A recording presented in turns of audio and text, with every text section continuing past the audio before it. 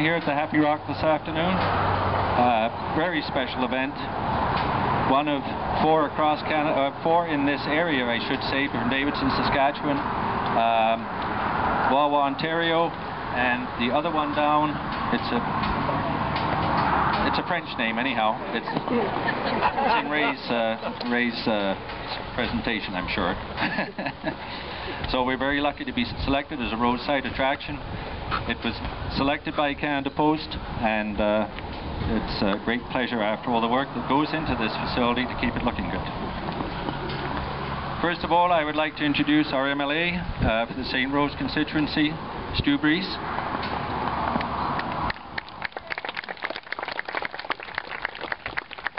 Mayor Eileen Clark, the town of Gladstone. Reeve David Single, the RM of Westburn. And my right-hand lady when it comes to meetings and minutes, Sharon Vakine, Secretary of the Gladstone Chamber of Commerce. To my left, Jim Moyer, local area superintendent from Brandon South, Canada Post.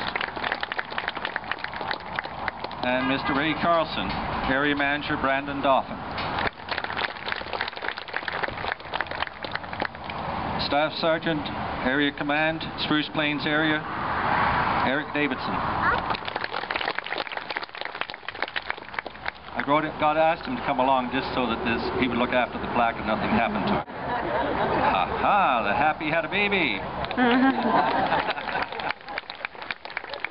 There are some people in the crowd I would like to recognize. Postmaster, Denny Cadu. Where are you, Denny? Oh, there he is.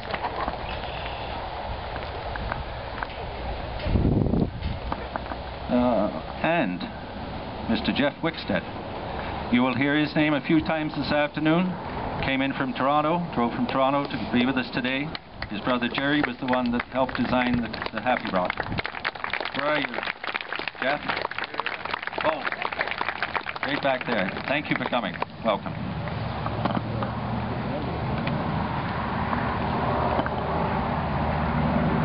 One other person I'd like to recognize, and I don't see him, maybe he's here, Lyle Cox.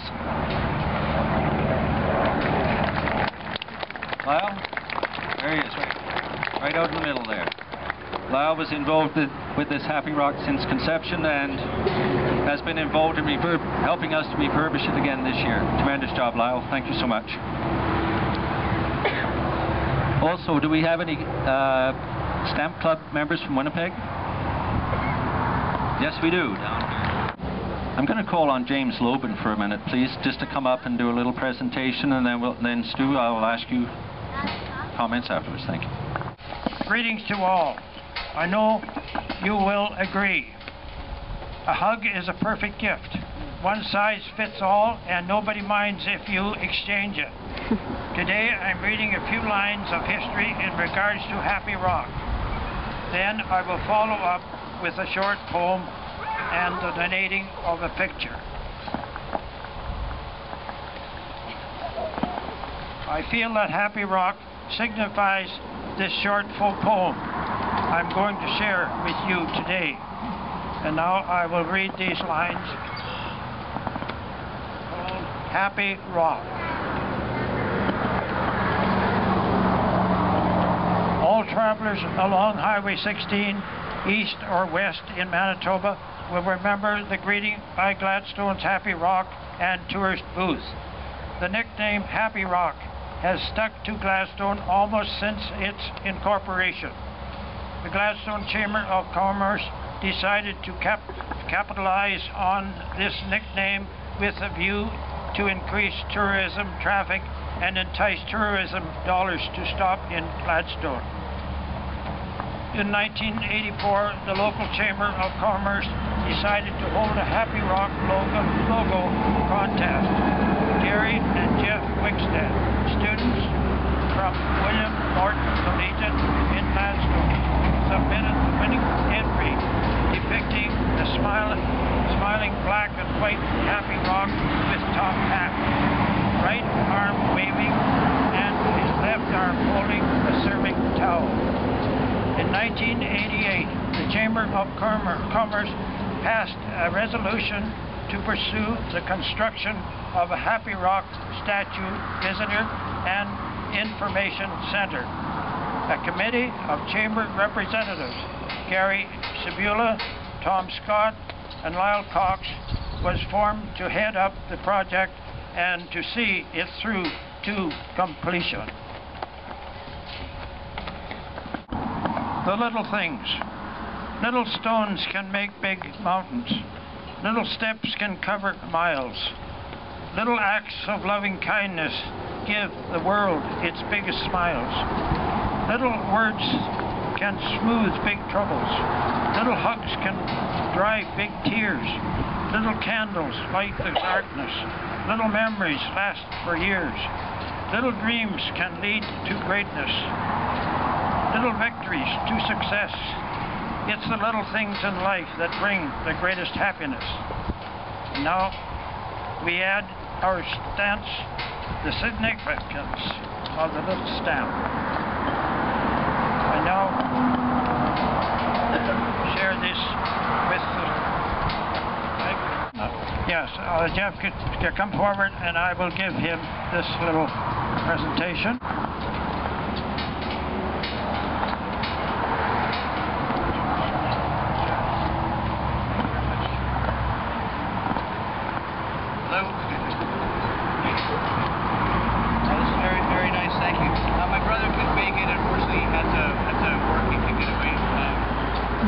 Couldn't get away from Vancouver, but thank you very much. I'm sure they'll be very appreciative of this. Thank you. Pay tribute to our Gladstone Chamber of Commerce on behalf of our community, as they were the driving force to see this project to completion and have maintained the site and the tourism booth for the past 18 years. They have been responsible not only for the maintenance and wages, but also signage and promotion, with very little financial assistance from the town of Gladstone or any other source. These thoughts take me back to the people involved with the process, and of course the first one that comes to my mind is Tom Scott. He was without a driving force to see his idea become a reality. I worked with him as co-chair on the fundraising and may have walked away a few times due to negative reaction received about the tremendous amount of money we were wasting to build this landmark. However, anybody knows Tom, he was not daunted by negative comments. That just gave him more incentive to forge ahead. The gala fundraising dinners we held were his idea, and they were exciting to plan, even when we were slightly worried about selling our $100 tickets to make a profit. 3 gala dinners were held, all with a generous profit.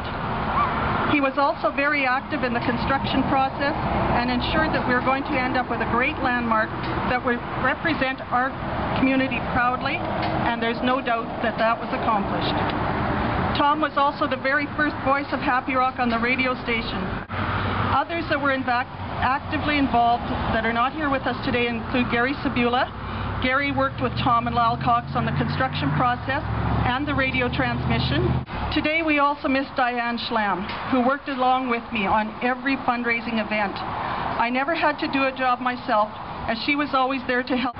Some other Chamber of Commerce members I'd like to mention that were active in the construction of the Happy Rock were Lyle Cox, who was very active with Tom in the construction and the radio transmission, Joe and Ruth Zook, who are still very active Chamber members, Eric Schlam, Deanne Cox, and Keith Arthur, only to name a few. And I see Peggy Galloway is here with us today, and she also was a very solid supporter of this project. Today I'd also like to recognize Jay Boschman, who was our pharmacist at the time of the project. When we ran out of money and couldn't finish the project, and the credit union and the bank wouldn't lend us the money, Jay Boschman lent the Chamber of Commerce, I believe it's about $15,000 at that time, interest-free, and 5 years to repay it. He literally saved the day.